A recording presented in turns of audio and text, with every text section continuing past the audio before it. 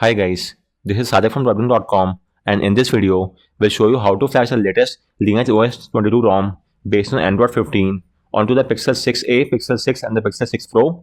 So please take a backup of all the data on your phone and then let's get started. First and foremost, you'll have to be on the latest Android 15 stock firmware.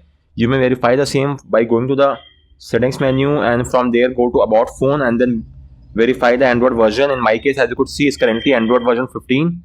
So if you are not on Android 15, you may install the OTA update or flash the firmware via Android Flash tool, or even simply flash it using the factory image via the flash all bat file. So be on the latest Android 15 build, and once that is done, take a backup and then let's get started.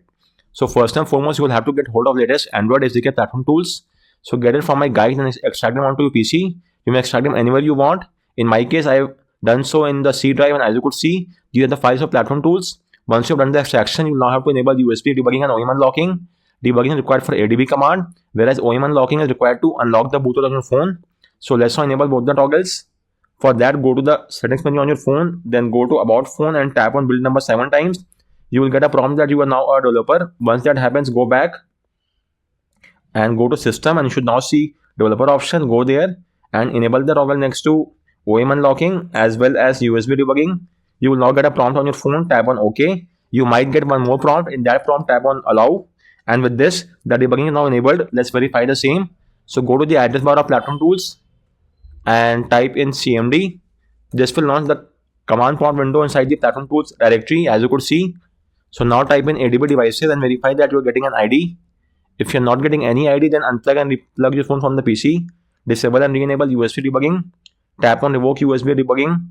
Use the official USB cable that came with your phone and use the USB 2.0 port on a PC. So carry out these USB fixes and verify that you're getting an ID.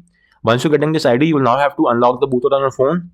Do note that unlocking will wipe off all the data and it might make the warranty null and void as well. If that's well and good, you could refer to a guide and the video and get this job done. In short, just boot your phone to the Fastboot mode and use the Fastboot flashing unlock command. You will then get the prompt on your phone. So use the volume key to highlight unlock the bootloader and press the power key to confirm. With this, the bootloader will be unlocked and your phone will undergo a wipe and then boot to the OS. Once it's in the OS, make sure to re-enable USB debugging once again. Moving on, you will now get hold of the ROM file and the partition IMG file from this link. So in my case, I'm using a Pixel 6a. So I will go to this page. This is the official LineageOS page. So download the ROM zip file from here, the boot file, the DTBO and the vendor boot. We do not need the SuperMT and Wiggy Meta. So the first 3 files, ROM, boot, DTBO and the vendor boot. And once you have got all these files, you will have to transfer the file inside the platform tools directory. So let me do that as well. These are the 3 partition IMG file. Make sure to rename them accordingly as well. So the first name should be the boot IMG file. If it's named as something else, simply rename it to boot IMG. Just give me a second. Along the similar lines, the DTBO file should be DTBO and the vendor boot. Likewise, transfer the ROM zip file as well inside the platform tools directory. So let me do so as well, which should take a few seconds, and rename the file to something shorter. So let's rename it to ROM and the complete name becomes rom.zip. Once that is done, let's now move ahead. So now you have to boot your phone to the Fastboot mode. For that, type in ADB reboot bootloader and your phone should now reboot into Fastboot mode in a few seconds. So let's wait for that to happen, and once it's in the Fastboot mode, you will have to verify the connection as well. For verifying the connection, type in Fastboot devices and make sure that you are getting an ID. If you're not getting any ID, then you have to install Fastboot drivers on your PC. So we have made a separate guide and a video on the same. You could refer to a guide and install the drivers. Once that is done, right click on the Windows icon and choose Device Manager. Then expand the Android phone section and verify that your phone is being shown here as Android bootloader interface. So this, as well as the serial ID next to Fastboot, signify that your PC is able to read the phone in Fastboot mode, and we are now good to go ahead. So first off, let's flash the boot file in the boot partition, the DTBO in the DTBO partition, and the vendor boot in the vendor boot partition. Do note that the vendor boot is actually the LineageOS recovery file. So with that said, let's flash the boot file first. After that, let's flash the DTBO. And finally, let's flash the custom recovery, which is the vendor boot file. And once you have flashed all the 3 files, let's now boot our phone to the newly flashed recovery. For that, you may use the Fastboot reboot recovery command and your phone should now reboot into the LineageOS recovery. This should take only a few more seconds, and once it's inside the LineageOS recovery, your first course of action is to do a format data. This will wipe off all the data from your phone. So make sure that you have taken a backup beforehand. If that's well and good, then let's get started with the process. So give it a few more seconds and we are now inside the recovery. So go to factory reset, format data, factory reset and format data. And the data wipe should now be done in a few seconds. So as you could see, data wipe complete. Now go back and select apply update, apply from ADB. Your phone is now in the sideload mode.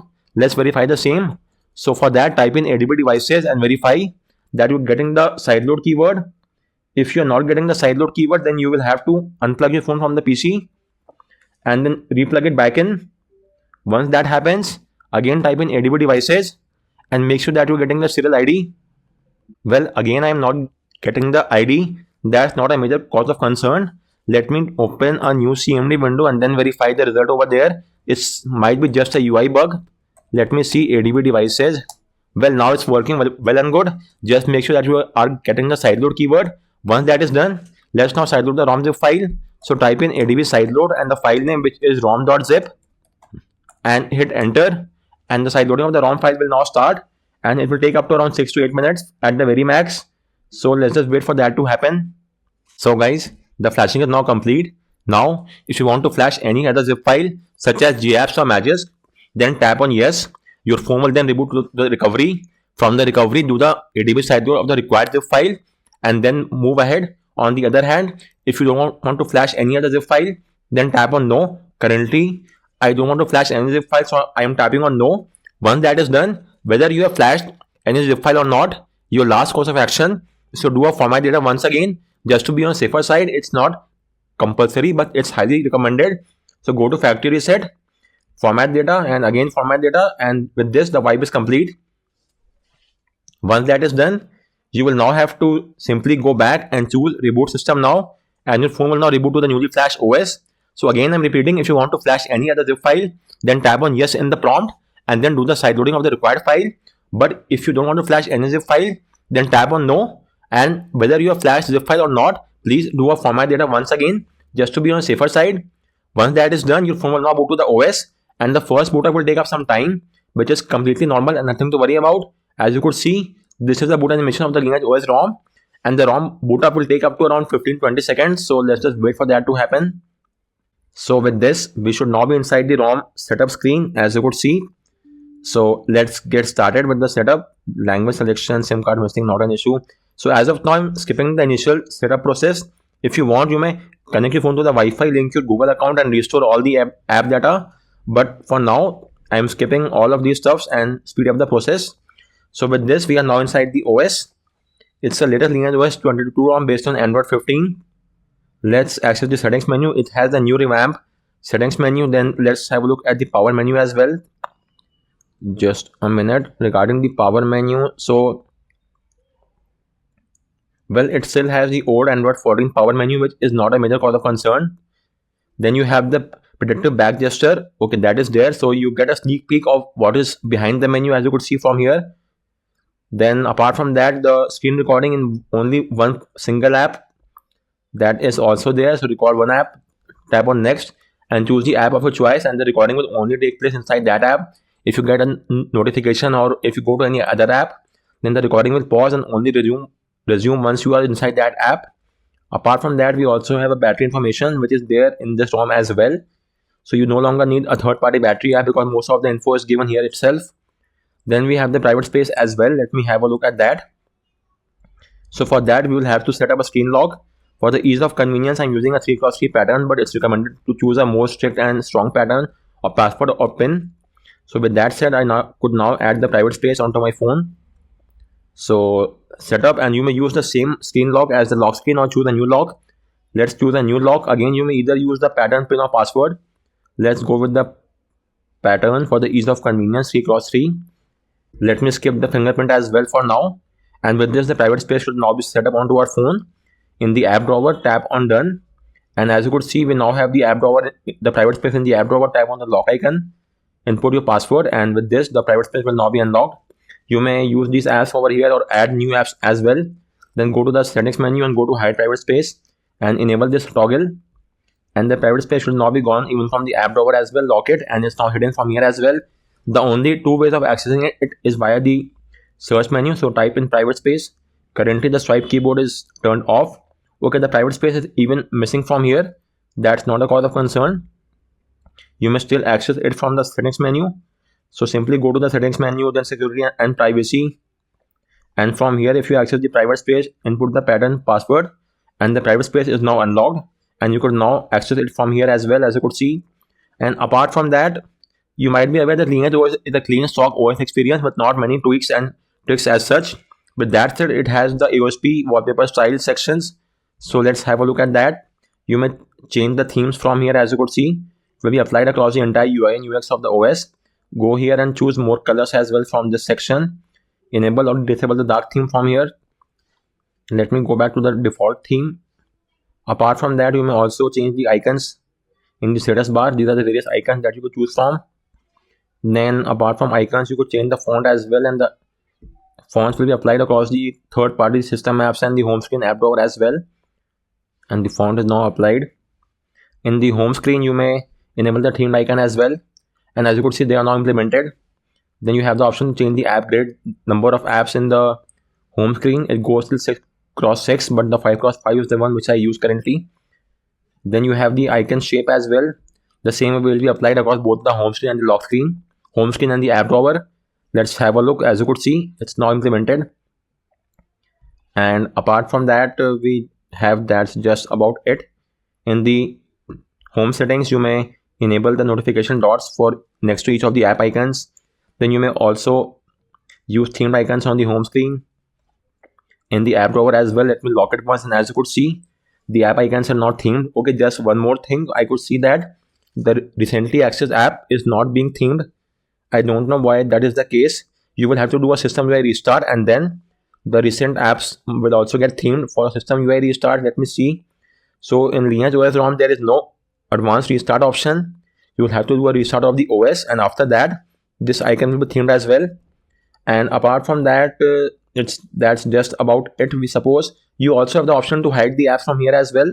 So go to home settings, hide here, input the lock screen pattern, and simply tap on the eye icon, let's say clock, and the clock app is now hidden, as you could see. To bring it back to life, simply again tap on the icon, and the app will now come back, and the clock app should now be here. As you could see, the clock is there. So guys, that's just about it. And you may also go to the display section and have a tweak at some of the display settings for your phone. Okay, tap to sleep is also working. Double tap to sleep on the status bar. Okay, so or touch screen. Currently, again, that's not working. Okay, so it's working, but with a slight delay. All this is just for the initial bug. As you could see, now it's working without any delay as such. So double tap to sleep and wake, both are working along the expected lines, which is quite great to see. Then in the system settings menu, you have the same status bar tweaks. You may change the system icons as well, which you want to show or hide. Then you may change the clock positioning and show the seconds as well, and add an AM PM next to the clock. Change the battery style with circle or text. So as you could see, it's now circular. Then show or hide the battery percentage as well. Let's say next to the icon. Adjust the brightness from the quick settings, so which is over here. Auto brightness toggle is also there. Then apart from that, these are the gestures that you get across all the Pixel phone and AOSP ROM. There's nothing new over here. Then you may update your phone and install the OTA updates from this section itself, or you may also manually do an ATB sideload. But this method requires some additional efforts of booting your phone to the recovery, and also require a PC. But you may directly do so from the phone itself, from this section if you want. This is quite a handy option. So guys, on that note, I round up this video. If you have any queries with regard to any of the steps, do let me know in the comment section, and thanks a lot for watching.